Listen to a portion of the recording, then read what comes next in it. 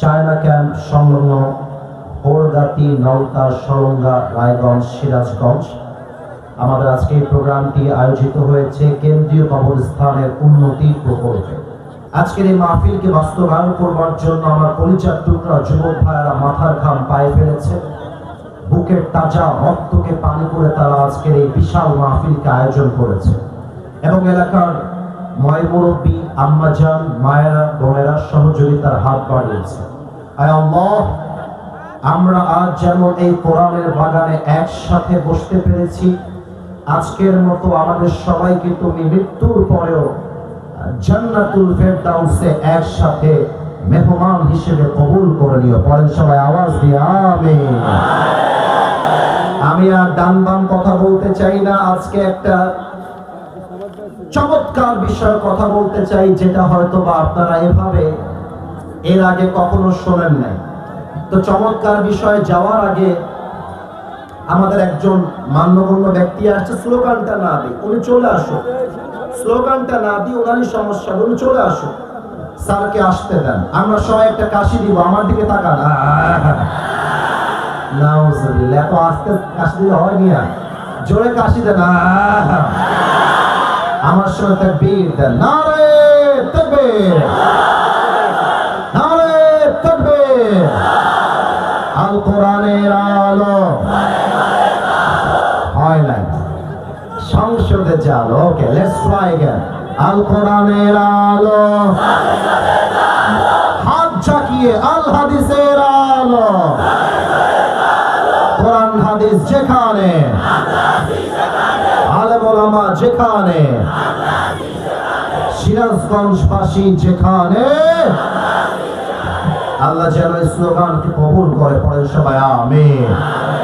আমি 1 থেকে 3 গুনব, এর মাঝে আমি যেন আর কোনো নড়াচড়া ডান বাম আওয়াজ শুনতে না পাই। আমার প্রিয় এই সোনামণি, নতুন নতুন কথা বলুন, 1 থেকে 3 বলছি। হ্যাঁ, হাসির জন্যই বলেছিলাম, হাসাবার জন্য, কিন্তু এখন আর হাসি হবে না। আমি 1 থেকে 3 গুনব, সিরিয়াস হয়ে ওয়াজ শুনতে হবে। 1, এই পেছনে, এই ছেলে, একটু পরে মঞ্চ ভেঙে যাবে, যেভাবে লোকজন সবাই আসবে। রেসপেক্টেড পিপল ছাড়া যারা সাধারণ যুবক ভাইরা আছে, আমরা স্টেজ থেকে বামে দাঁড়াই। স্টেজ ভেঙে গেলে সিরাজগঞ্জের বদনাম হয়ে যাবে, সিরাজগঞ্জের ভাইরা আমার। আচ্ছা, আমি 1 থেকে 3 গুনছি, এর মাঝে সবকিছু। ভাই, সিরাজগঞ্জকে আমি অনেক ভালোবাসি, বিশ্বাস করেন। যদি বিশ্বাস না হয় আমার ওয়াজ শুনবেন, দেখেন সিরাজগঞ্জ কিনা আমি কি কি বলেছি। আমার সম্মান রাখেন, আগামীকাল পুরো দেশের মানুষ জানবে সিরাজগঞ্জের সন্তানরা আলেমদেরকে কলিজা দিয়ে ভালোবাসতে জানে। 1, 2,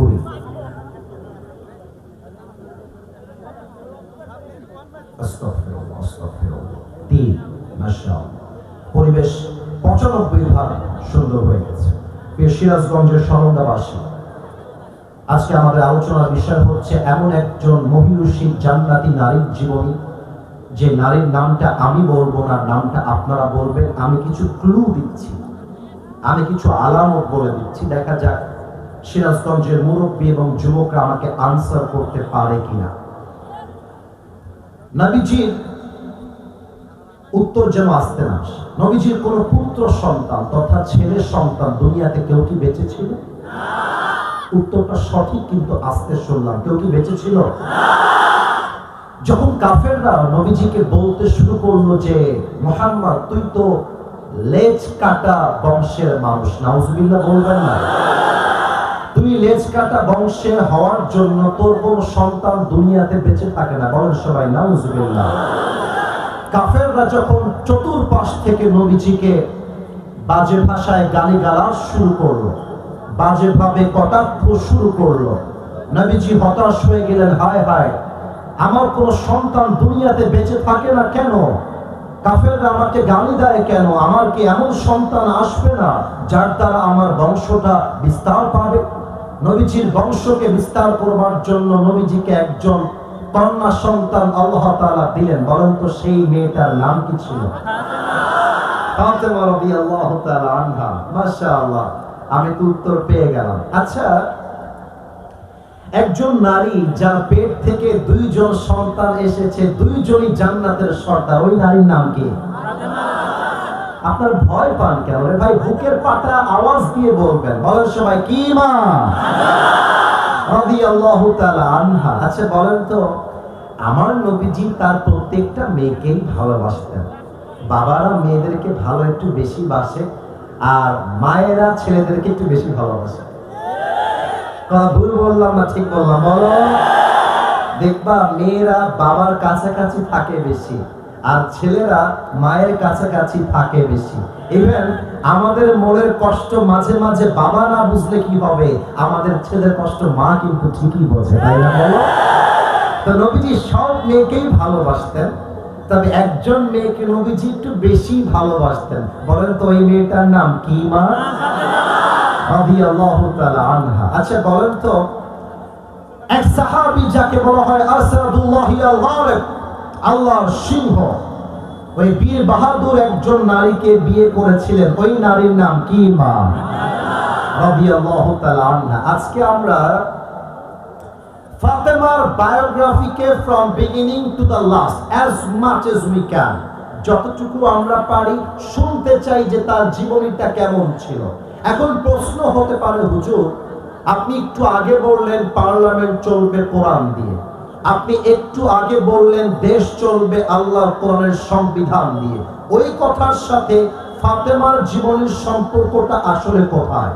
আমার কথা যুবকরা 100-তে 100 ভাগ একমত হবে। দেখেন আমি কি বলি, আজকাল বাংলাদেশে 90 ভাগ যুবকের চরিত্র নষ্ট হয়েছে একজন নষ্ট চরিত্রহীন মেয়ের জন্য। আজকাল অনেক যুবক তার ক্যারিয়ারকে ভুলে মাদক আসক্ত হয়ে গিয়েছে একজন ধোঁকাবাজ নারীর পাল্লায় পড়ার কারণে। আমি দেখেছি অনেক মেয়ে আমাকে দেখার জন্য ওখানে দাঁড়িয়েছিল, ক্রাউড করছিল।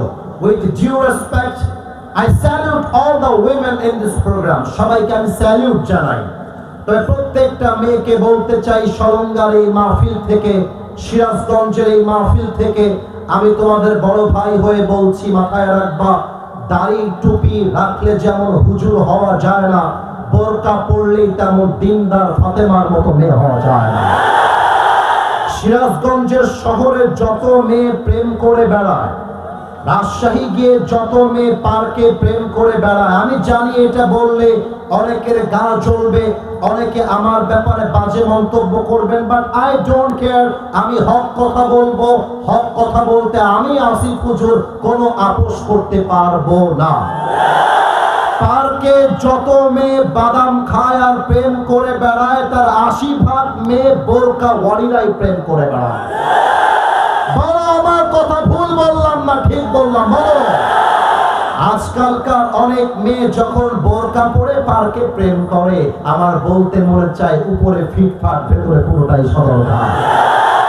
আর এমন ভাবে বোরকা পরে, হাতে মোজা, পায়ে মোজা, মুখ ঢাকা, চোখ ঢাকা, দেখলেই মনে হবে यार ये लड़की तो अभी के अभी जन्नत से भाग के दुनिया में आई है माशाআল্লাহ। কিন্তু আমি যখন দেখি একজন মেয়ে বোরকা পরেছে জাস্ট শো অফ হিসেবে, তখন আমার বলতে মন চায়, প্রিয় বোন, তুমি নামে মুসলমান হতে পেরেছো, তুমি কাজে মুসলমান হতে পারো না, ঠিক কিনা বলো?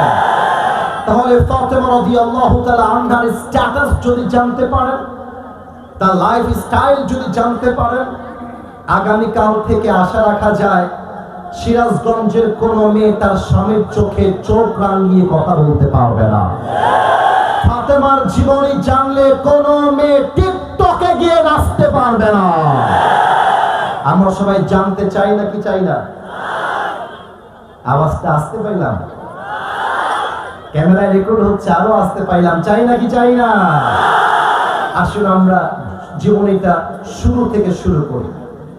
ফাতেমা রাদিয়াল্লাহু তাআলা আনহার স্ট্যাটাস সম্পর্কে একটা হাদিস শোনাই।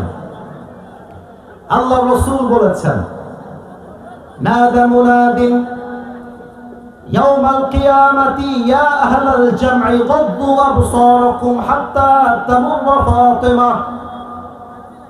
কিয়ামতের দিন গায়েবী ভাবে একটা আওয়াজ আসবে, ডাক দিয়ে বলা হবে, হে হাসরবাসী, তোমরা তোমাদের চোখটা নামিয়ে ফেলো। সবাই তোমাদের চোখ নামিয়ে ফেলো, আর ডাক দিয়ে বলা হবে যতক্ষণ পর্যন্ত ফাতেমা জান্নাতে প্রবেশ না করবে কারো চোখ নিচু থেকে উঁচু হতে পারবে না। কান সুবহানাল্লাহ। What is status! জান্নাতে না যাওয়া পর্যন্ত হাসরবাসীর চোখ থাকবে নিচের দিকে। আল্লাহ রাসূল বলেছেন এই পুরো পৃথিবীতে শ্রেষ্ঠ নারী হচ্ছে চারজন। আমার দিকে তাকান, আমার চারটা আঙ্গুল দেখেন, সাউন্ড আরো বাড়ায় দাও, বেসটা ক্লিয়ার করে বাড়ায় দাও। আমার চারটা আঙ্গুল দেখে বলেন পৃথিবীতে শ্রেষ্ঠ মহিয়সী নারী চারজন। বলেন কয়জন? আওয়াজটা সিরাজগঞ্জের হয় নাই, আরেকবার কয়জন? এক মারিয়াম, দুই খাদিজা, তিন আসিয়া, চার ফাতেমা রাদিয়াল্লাহু তাআলা আনহা। বিভিন্ন রিওয়ায়াতে নাম এক একটা কম বেশি আছে, কিন্তু কিছু রিওয়ায়াতে আল্লাহ রাসূল নিজেই বলেছেন সব নারীর মাঝে সেরা নারী হচ্ছে আমার মেয়ে ফাতেমা। তাও তো সুবহানাল্লাহ কইতে পারলেন না আপনারা। এখানে অনেক যুবক যাদের বউটো কেউ নাই, আমি জানি, সিঙ্গেল বসে আছে। আপনারা হাসবেন না, আপনার জন্য আমাদের যুবকদের বিয়ে হচ্ছে না। আচ্ছা, আমার বাপ যদি বলে আমাকে বিয়ে দিবে, কোন বাপের বেটা আটকাই দিতে পারবে? আমার মনে হয় যুবকদের বিয়ে না হওয়ার পেছনে বাপ মাই সবার আগে দায়ী। যুবক ভাই দেখেন, নবীজি ফাতেমাকে বিয়ে দিয়েছেন কেমন করে? তাকবীর দেন, নারায়ে তাকবীর। খেয়াল করেছেন বিয়ের কথা বলার সাথে সাথে সবার মুখে হাসি চলে আসছে। তো এই যুবকদেরকে বিয়ে দিলে কত খুশি তারা হয়ে যাবে, তাই না? বলো যুবক ভাইরা। ফাতেমার যখন বিয়ের বয়স হলো, একজন সাহাবী নবীর কাছে আসলেন। খুব মজার হাদিস, খুব মজার ঘটনা।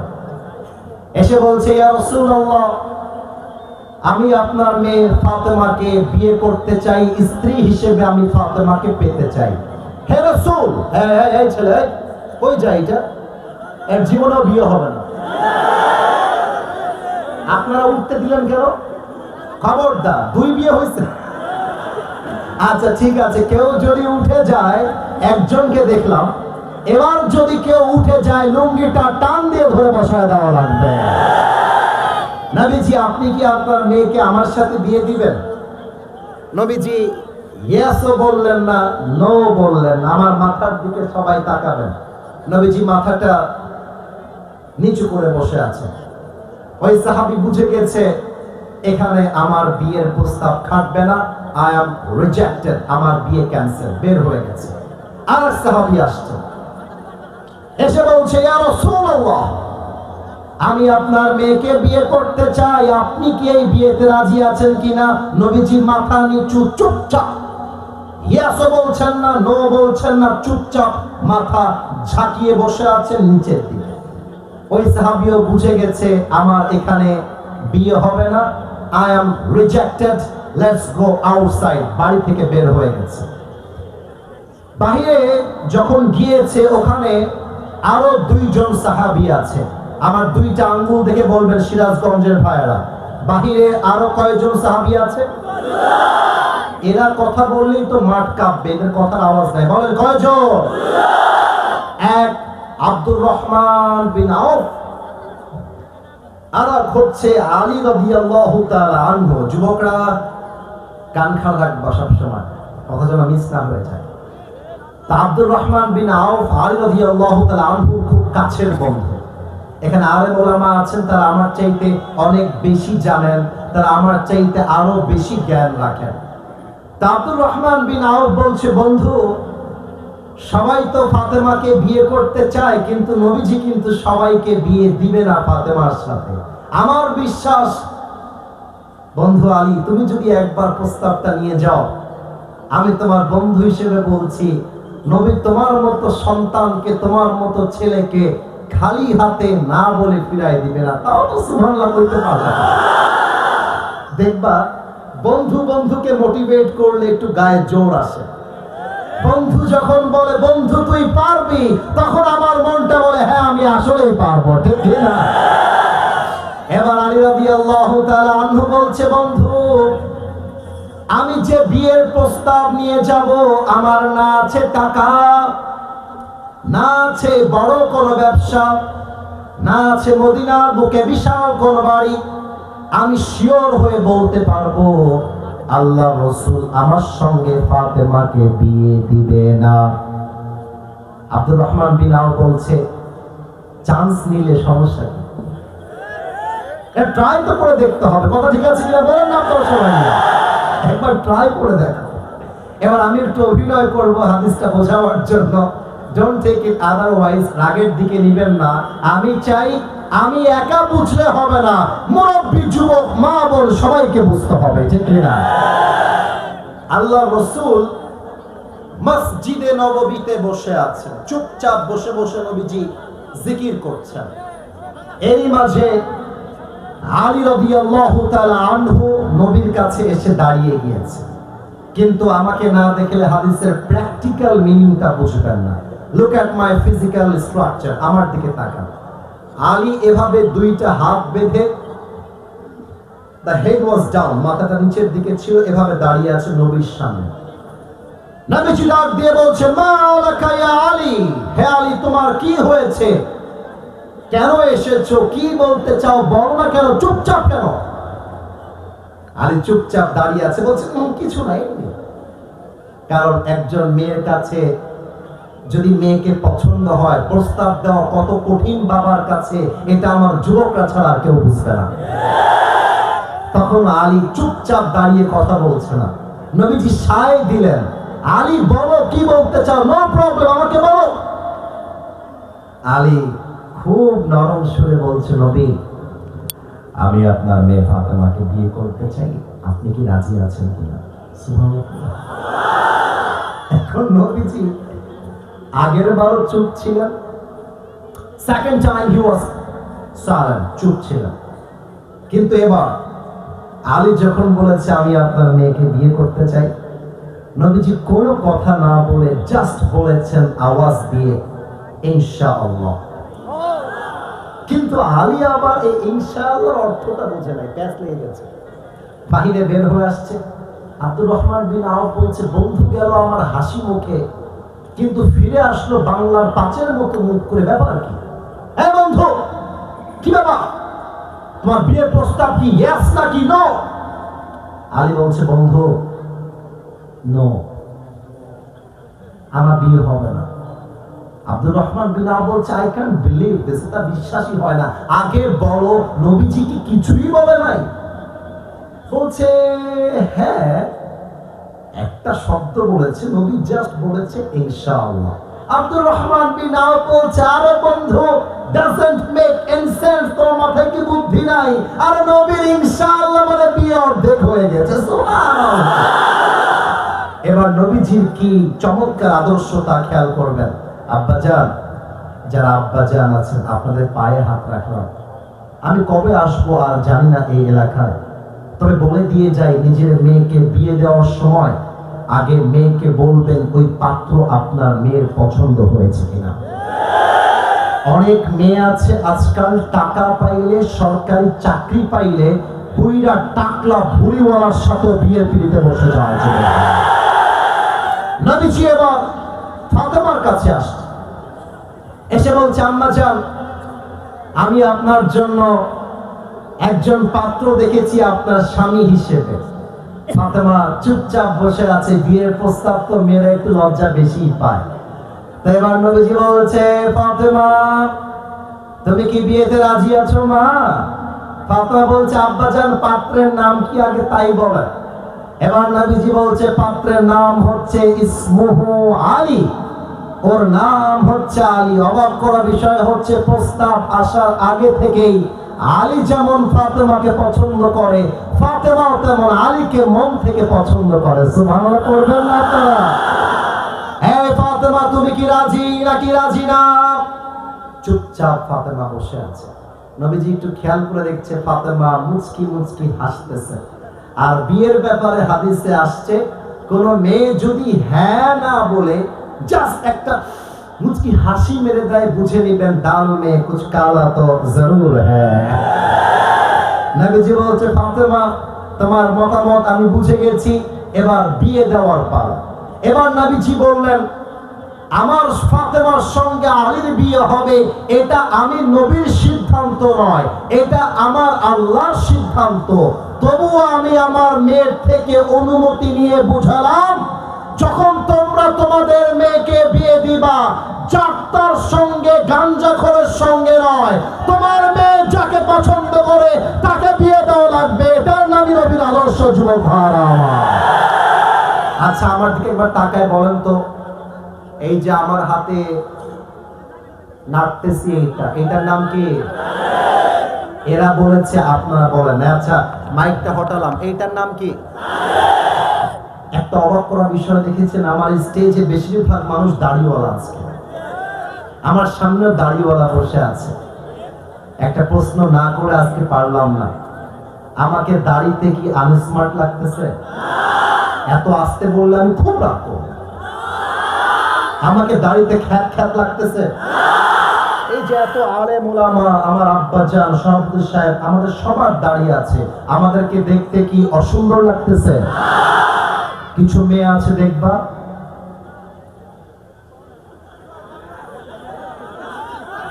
দাড়ি দেখলে গায়ের মধ্যে জ্বালা পোড়া চুলকানি শুরু হয়ে যায়। বলে, মা তুমি কি দাড়িওয়ালা বিয়ে করবে? বলবা যে মা গাঞ্জাখোর পছন্দ হয়? ইয়াস ইয়াস ইয়াস ইয়াস ইয়াস।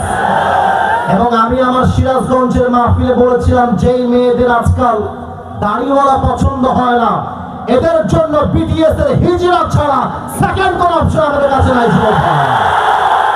আরে আরে যেই মেয়ে আমাকে দাড়ির জন্য বিয়ে করতে চায় না, সে তো আমার বাড়ির বউ হওয়ার যোগ্যতাই রাখে না। আর যেই মেয়ে আমাকে দাড়ির জন্য বিয়ে করতে চায়, সেই তো আমার বাড়ির বউ হওয়ার যোগ্যতা রাখে। ফাতেমা আলীকে বিয়ে করেছে, আলীর মুখে লম্বা চাপ দাড়ি ছিল, আপনি হাদিস পড়েন। কই আলীকে তো দাড়ির জন্য ফিরিয়ে দেয় নাই, বরং ফাতেমা আলীকে বিয়ে করে প্রমাণ করেছে, বিয়ের সময় টাকা পয়সা ফ্যাক্ট না, স্বামীর চরিত্রটাই হচ্ছে আসল ব্যাপার। এবার একটা প্রশ্ন সবার কাছে, মুরব্বীরা, আব্বাজান, আপনারা উত্তর না দিলে এই ওয়াজটা হবে না। যুবকরা তো দিবে, মুরব্বীদেরকে উত্তর দেওয়া লাগবে। ও আব্বাজান বলেন, সবাই বিয়ের পরে স্বামীর সাথে ঝগড়া আছে না নাই?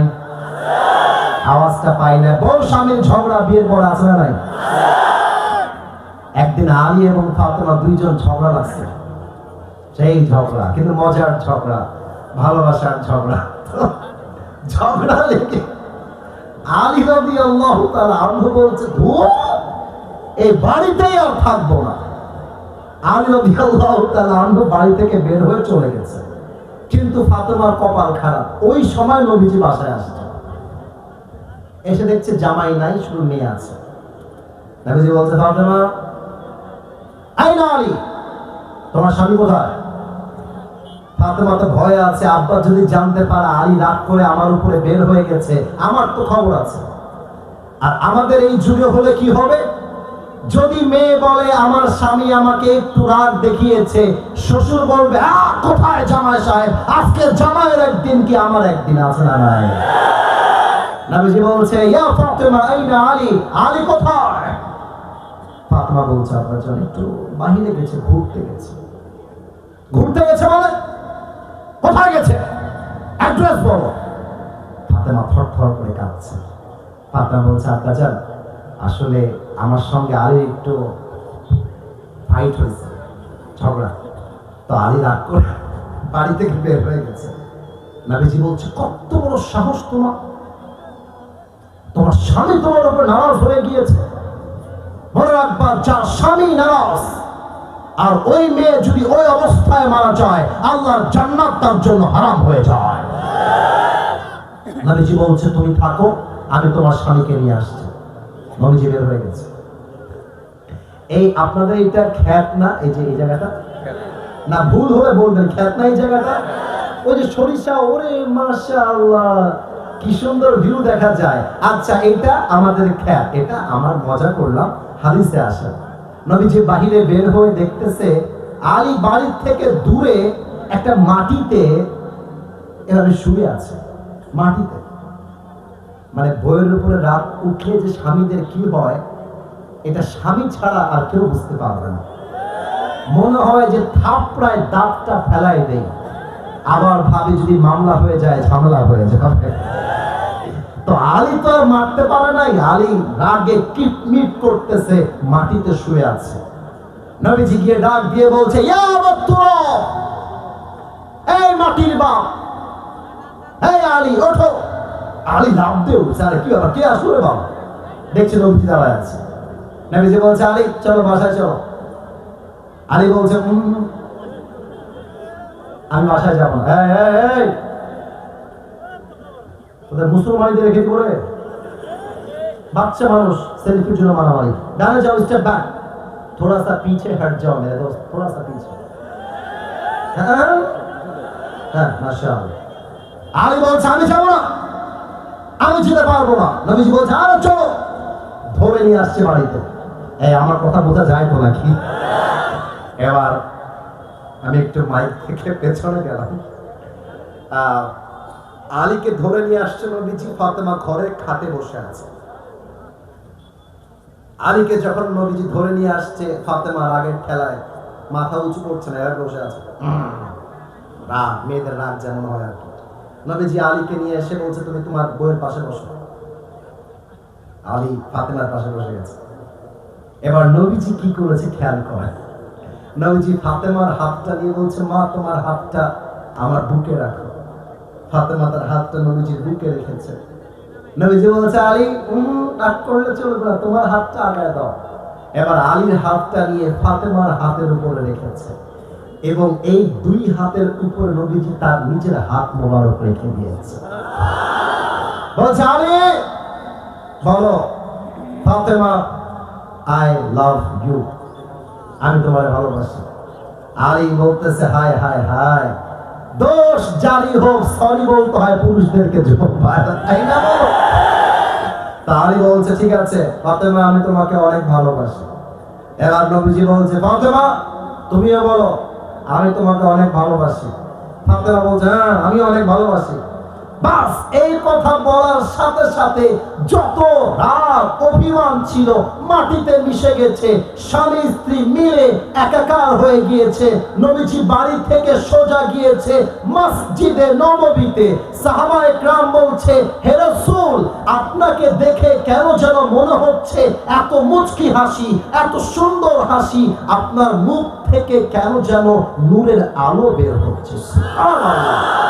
নবীজি বলছে, এটা আমার খুশির আলো, কারণ আমি এই মুহূর্তে আমার মেয়ে ফাতেমাকে তার স্বামীর বুকে ফিরিয়ে দিয়ে চলে আসছি। সুবহানাল্লাহ বলবেন না আপনারা? এই হচ্ছে নবীজির জীবনের আদর্শ। আর আজকালকার মেয়েরা স্বামীর সঙ্গে ঝগড়া হইলে, এই তুমি আমাকে তালাক দাও, আমি তোমার ঘরের ভাত খাবো না, আমি এই বাড়িতে আর থাকবো না, মামলা দিব, তোমার জেলে ভরে ছাড়বো, এই কথাগুলো বলে। আর স্বামী বলে, তোরে তালাক, তোর বাপ তালাক, তোর মা তালাক, তোর 14 গোষ্ঠী তালাক। সম্পর্কটা একটা মুহূর্তে ভেঙে চূর্ণ বিচূর্ণ হয়ে যায়, ঠিক কিনা বলে? 3 নম্বর হাদিসটা বলে, এই ভাইজান 5টা 10 বাজে, একটু পরেই কিন্তু আজান দিবে। আমরা একটু স্লোগান দিয়ে বুকের তাজা রক্তকে অ্যাক্টিভ করতে চাই, নতুন স্লোগান দিতে চাই। রাজি আছেন? না, আপনার রাজি নাই। নতুন স্লোগান দিতে রাজি আছেন? আমি আমার আব্বাজান মুফতি আব্দুর রব সাহেবকে বলবো, এই স্লোগান আপনিও আমার সঙ্গে দিবেন, আপনারা আমার সঙ্গে দিবেন। এই স্লোগানের সঙ্গে আমাদের চেতনা লুকিয়ে আছে, আমাদের ঈমান লুকিয়ে আছে। এই স্লোগানের সঙ্গে বাংলাদেশটা আমাদের লুকিয়ে আছে, ঠিক কিনা বলে? আমি শিখাই দিচ্ছি, স্লোগানটা আপনারা দিবেন। সবাই একটু কাশি দেন। আমি স্লোগানটা শিখাই দেই। আমার স্লোগানের ধরনটা আপনারা হয়তো ফেসবুকে কেউ অলরেডি 2-1 জন দেখেছেন। স্লোগানের ধাঁচটা আমি শিখাই দেই। সিরাজগঞ্জের মানুষ যদি আজকে আওয়াজ দিয়ে স্লোগান দিতে পারে, পুরো দেশ জানবে সিরাজগঞ্জের সন্তানরা একমাত্র আল্লাহকে বাদ দিয়া কাউকে পরোক্ষতার কথা বলে না। স্লোগানটা হবে এরকম, নারায়ে তাকবীর, আল্লাহু আকবার। আমি বলবো দিল্লি না ঢাকা, আপনারা বলবেন ঢাকা ঢাকা। আমি বলবো গোলামি না আজাদি, আপনারা বলবেন আজাদি আজাদি। আমি বলবো ক্ষমতা না জনতা। আপনারা বলবেন জনতা জনতা। আমি বলবো আমার ভাই কবরে। আপনারা বলবেন খুনি কেন বাহিরে। আমি বলবো খুনি কেন বাহিরে। আপনারা বলবেন আমার ভাই কবরে। আমি বলবো ইনকিলাব ইনকিলাব। আপনারা বলবেন জিন্দাবাদ জিন্দাবাদ। আমি বলবো জিন্দাবাদ জিন্দাবাদ। আপনারা বলবেন ইনকিলাব ইনকিলাব। আমি বলবো দিয়েছি তো রক্ত। আপনারা বলবেন আরো দেব রক্ত। আমি বলবো রক্তের বন্যায়। আপনারা বলবেন ভেসে যাবে অন্যায়। দেখা যাক সিরাজগঞ্জের মানুষরা আজকে কোনো ইতিহাস গড়তে পারে কিনা। সিরাজগঞ্জবাসী আগে একটা কাশি দেন। আমি 1 থেকে 3 গুনছি। যারা দাঁড়িয়ে আছেন এদিকে এদিকে, যারা বসে আছেন একটু নড়ে চড়ে বসেন সবাই। 1 2 3 নারে তাকবীর। এ দিল্লি না ঢাকা, এ দিল্লি না ঢাকা,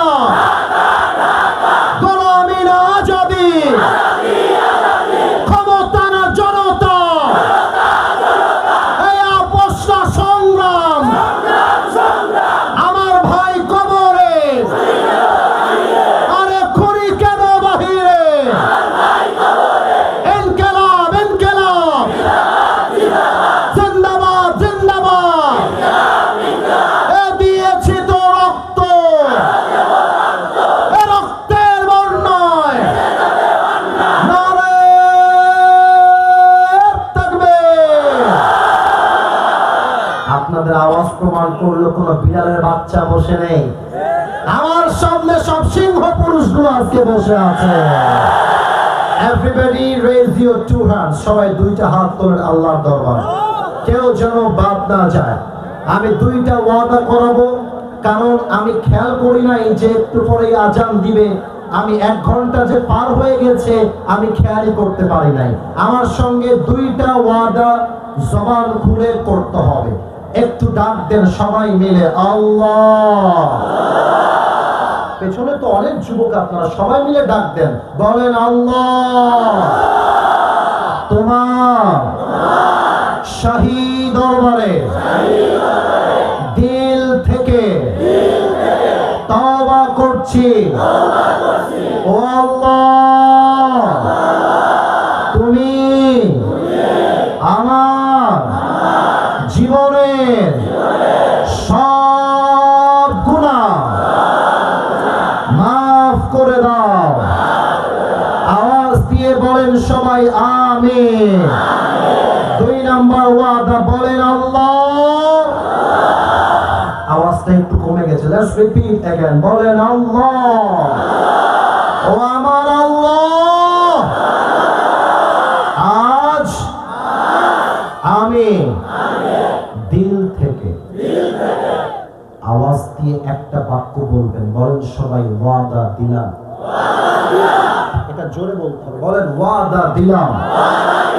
ও আল্লাহ, আজ থেকে 1 ওয়াক্ত নামাজ, আরো জোরে কর, নামাজ আর কখনো। এবার হাতটা বেশি করে উঁচু করতে হবে। এটা যেন পুরো দেশ দেখে যে সিরাজগঞ্জ কেমনে ওয়াদা করেছে। আমি শিখাই দিচ্ছি, হাতটা নাড়িয়ে বলতে হবে ছাড়বো না। দেখা যাক আমার সাথে, আমার সাথে বলেন ছাড়বো না। আরো জোরে ছাড়বো না। আওয়াজ দিয়ে বলেন সবাই ইনশাআল্লাহ। হাতটা নামান, আমাকে ডাক দেন, বলেন আসিফ হুজুর।